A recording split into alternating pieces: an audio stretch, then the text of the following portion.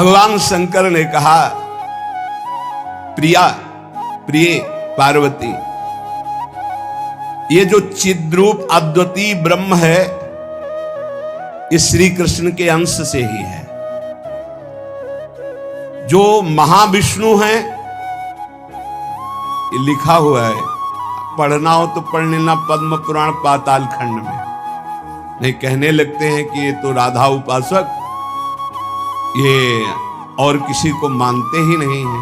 नहीं, मानते हैं, जानते हैं, पहचानते हैं, पर जहां से जो वर्णन हो रहा है, सर्वधारा प्रकट हो रही भगवान व्यासदेव जी के सब जितने अवतार हैं, उनके सबके अवतारी परम पुरुषोत्तम पर ब्रह्म परमात्मा भगवान श्री कृष्ण है। भगवान श्री कृष्ण की आत्मा श्री लाडली जी।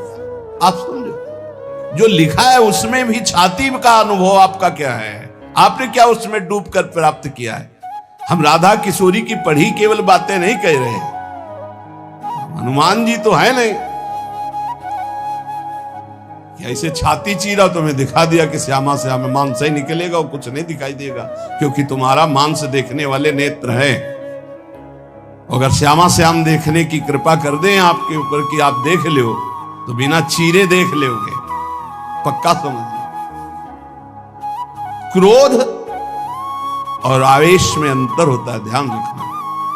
क्रोध होता है जब अपनी इच्छा के प्रतिकूल कोई बात होती है, और आवेश होता है जब धर्म और इष्ट के प्रतिकूल। जैसे भगवान शंकराचार्य जी के पास एक भैरव उपासक आया और उसने कहा कि आप तो ब्रह्म स्वरूप हैं, शरीर में राग आपका है नहीं। बोले बिल्कुल नहीं। बोले आपकी गर्दन उतार करके मैं भैरव सिद्धि के लिए जब कपाल स्वाहा बोलूंगा तो मैं सिद्ध हो जाऊंगा, हमारा काम बन जाएगा, आपको तो शरीर से कोई मतलब नहीं। बोले अभी उतार लो। वो तैयार हुआ तो उनका रुको, अभी सब सेवा परायण शिष्य देख लेंगे तो तुम्हें मार डालेंगे। कल 4 बजे आना, मैं गंगा स्नान करके इस वृक्ष के नीचे पीपल के ध्यानस्थ हूंगा, गर्दन उतार ले जाना। ऐसा ही हुआ। जो ही वो नजदीक आने के लिए खड्ग लेकर उद्यत हुआ, उसी समय स्वामी नरसिंहाश्रम जी को आवेश हुआ भगवान नरसिंह का, और स्नान कर रहे थे गंगा जी में, हुंकार मारी, छलांग मारकर पहुंचे और उठाकर पटक दिया, उस कपाली को फाड़ के फेंक दिया, और फिर शांत सन्यासी, फिर शांत सन्यासी। पूछा गया ऐसा है, मुझे कुछ पता नहीं। नरसिंह भगवान का आवेश एकदम तत्काल ऐसे, जो आवेश में वो क्रोध का नहीं होता। जब धर्म, राष्ट्र, इष्ट, इसके लिए नहीं कि साधु होकर के क्रोध करते, साधु होकर इष्ट की निंदा सुने, साधु होकर धर्म के विरुद्ध आचरण, शास्त्र प्रतिपादन। शास्त्र का स्वरूप क्या है? श्रद्धा, विश्वास, धर्म, इनकी स्थापना करना, इनकी भावनाओं को पुष्ट करके भगवत अनुराग में डुबोना। भगवत अनुराग में वाणी को बहुत ही संभाल करके, यहां समझना, इसलिए बोले भगवान शिव कह रहे हैं, केचिद वदंति तस्यांशम ब्रह्म चिद्रूप मद्वयम। उपनिषद में जिस ब्रह्म तत्व का वर्णन है वो इन बिहारी जी के एक अंश से है। तद्दशांशम महाविष्णु प्रवदंति मनीषिणः। मनीषी लोग जो शास्त्र के ज्ञाता जन हैं, वो कहते हैं कि वृंदावन बिहारी श्री लालजू के 10 अंश से महाविष्णु का अवतार हुआ। तद्दशांशम महाविष्णु प्रवदंति मनीषिणः, ये पद्म पुराण पाताल खंड। और शनकादि योगीश्वर अपने हृदय में जिन भगवान श्री हरि का चिंतन करते हैं, वो भी ये जो गर्दन टेढ़ी किए हुए, अधरों पर बंसी विराजमान किए हुए ललित त्रिभंगी अनंत कामदेवों को भी मूर्छित करने की सामर्थ्य रखने वाले वृंदावन बिहारी जी, जो तिरछी चितवन से मंद मुस्कान के द्वारा करोड़ों कामदेवों की सुंदरता को ह्रास, उपहास, लघु कर रहे हैं, ये जो अपने अधरों में बंसी की ध्वनि कर रहे हैं, जो मुरली की ध्वनि से हमारे हृदय को प्रेमानंद में डुबो रहे हैं, त्रिभुवन को विमोहित कर रहे हैं, इनकी महिमा अगाध और अपार है। हे पार्वती जी, ऐसा भगवान शंकर। हे देवी, जिनके नखचंद्र किरणों की महिमा का वेद अंत नहीं पा सकते हैं, तो वेद प्रतिपादित धर्म में चलने वाले ब्रह्म ऋषि कैसे पा सकते हैं? उन्हीं भगवान श्री कृष्ण के संबंध में कुछ और बता रहा हूं, तुम सुनो और सुनकर मुदित आनंदित हो। ये त्रिगुण माया से रचा हुआ अनंत ब्रह्मांड है, उन्हीं श्री कृष्ण के द्वारा, उन्हीं श्री कृष्ण के द्वारा ब्रह्मा विष्णु और मैं महेश्वर प्रकट हुआ। जितने भी देवता दैवी शक्तियां सब उनके करोड़वें अंश से उत्पन्न हैं। सृष्टि स्थिति और संहार की शक्ति युक्त से ब्रह्मादि देवता, ये सब उन्हीं महान बिहारी जी के वैभव हैं, प्रभु के वैभव हैं, श्री कृष्ण के। श्री कृष्ण रूप का जो करोड़वां अंश है, उसका जो करोड़वां अंश है, उससे कामदेव उत्पन्न हुआ जो पूरी सृष्टि को नचाए दे रहा है। सोचो, श्री कृष्ण के करोड़वें अंश के एक अंश के करोड़वें अंश से कामदेव प्रकट होकर पूरी सृष्टि को नचाए दे रहा है। वो श्री कृष्ण कितने सुंदर हैं। वो ब्रह्मांड में स्थित होते हुए किसको नहीं मोहित कर सकते। ऐसे श्री कृष्ण के श्री विग्रह की शोभामयी जो कांति है, उसके करोड़वें अंश से यह चंद्रमा और सूर्य का प्रकाश होता है। ऐसे तो तेजोमय है वो, ऐसे सुंदर है कि करोड़वें अंश के एक अंश से करोड़वें अंश में कामदेव का प्रादुर्भाव हुआ। श्री कृष्ण के प्रकाश के करोड़वें अंश से एक सूर्य, ऐसे परमानंद में रसामृत परिपूर्ण श्री वृंदावन बिहारी की महिमा का कौन पार पा सकता है। हे देवी, परम आनंद, परम चैतन्यता, विश्व ज्योति, ब्रह्मबोध, ये सब इन्हीं से प्राप्त होता है, इन्हीं से प्राप्त होता है। इनके श्री चरण कमल युगल नख रूपी चंद्रकांति मणि से निकलने वाली जो प्रभा, उसी तेजो ज्योति में पूर्ण ब्रह्म में लीन बताया गया है। और ऐसे विश्व को मोहित करने वाले मदन मोहन, जिनके करोड़वें अंश में सब सूर्य चंद्र काम आदि देवी शक्तियां, इनको श्री राधा जी अपने अधीन किए हैं, इसलिए इनकी प्राण वल्लभा है। यही श्री कृष्ण में शक्ति संचार करके आद्या शक्ति मूल प्रकृति होकर अनंत ब्रह्मांडों का क्षण मात्र में सृजन कर देती है।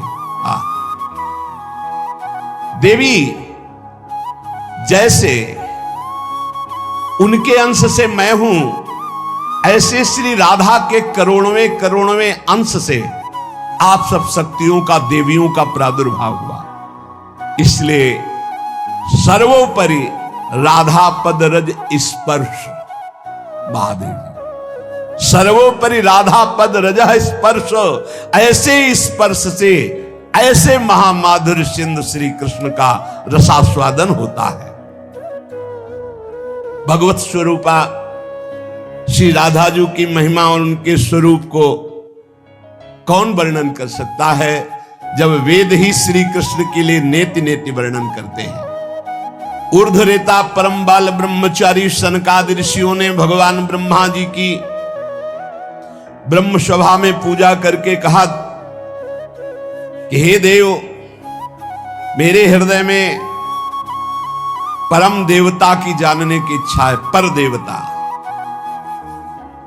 जिससे सब शक्तियों का प्रादुर्भाव होता है, सृष्टि का हेतु भूता जितना भी सामर्थ्य शक्तियां हैं, ये सब कहां से प्रकट होती, कौन है इनका प्रकट करने वाला?